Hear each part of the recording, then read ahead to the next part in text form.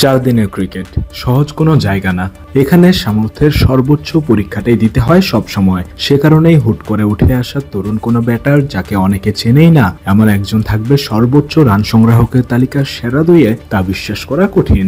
কিন্তু বরিশালের ইফতেখার ইফতি আপনাকে সেটাই বিশ্বাস করতে বাধ্য করবে। এত ব্যাটারের মাঝে ইফতি আছেন সেরা রান সংগ্রাহক হবার দৌড়ে। ধারাবাহিকতার পিছনে সবচেয়ে বড় কারণ হলো ওর ডিটারমিনেশন এবং ডেডিকেশন।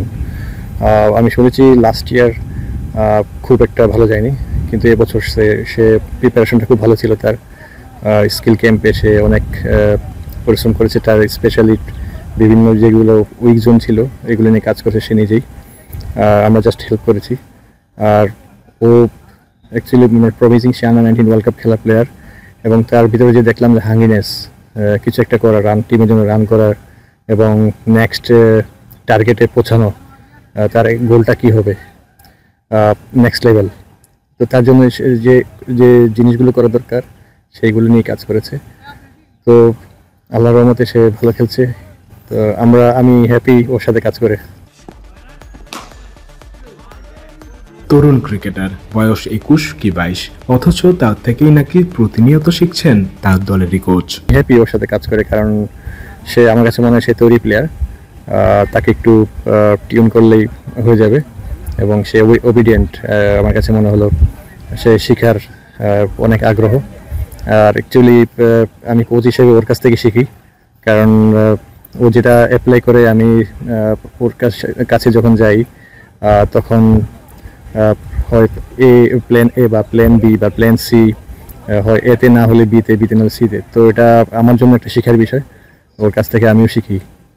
তো full credit goes to almighty আল্লাহ এবং ইফতি। গুরুদের জানা শিষ্যের কোন জায়গাটায় সমস্যা, কথায় দরকার আরও উন্নতির। বরিশাল কোচের চাওয়া বলুন কিংবা ইফতির প্রতি পরামর্শ একটাই, ইফতি যাতে 70-এর আশেপাশে গিয়ে থেমে না যায়। যেমন অন সাইডে সে যখন ফ্লিক শট খেলতে যেত তার হেড ফল ডাউন হতো।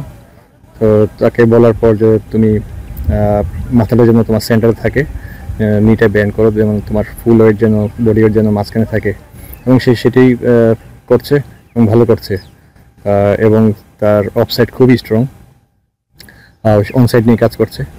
তো যখন অফসাইড, অনসাইড এবং স্ট্রেট যাবো সে খুব সুন্দর মারে, তখন সে পরিপূর্ণ হয়ে যাবে। আমি চাইবো যেন, আমি ওর সাথে আলাপ করেছি যে 60-70-তে যেন না থামে, কারণ একটা প্লেয়ারের যখন ভালো সময় যায় তখন বল এসে ব্যাটে লেগে যায়। তো এটা যেন রিংসটা বড় করে। তো লং ওভার ক্রিকেট কোনো টাইমের কোনো চিন্তা নেই, ওভারে কোনো চিন্তা নেই। তো আমি ওর সাথে আলাপ করেছি সেজন্য পিচে থাকে, সময় কাটায় পিচে, এবং যখন সে তাড়াহুড়ো করবে তখনই ঝামেলা হয়ে যাবে। তো সেই অনুযায়ী আমি জাস্ট একটু আমার বলার ছিল ওকে যে 70 করেছো যেন 100 পেরোয় এবং 150 পেরোয়। সিলেট থেকে উৎস মাহমুদ, বিডি ক্রিক টাইম।